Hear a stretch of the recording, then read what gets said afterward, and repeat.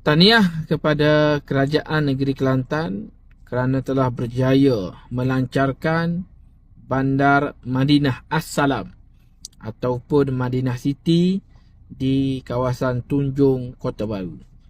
Projek ini menelan belanja RM80 juta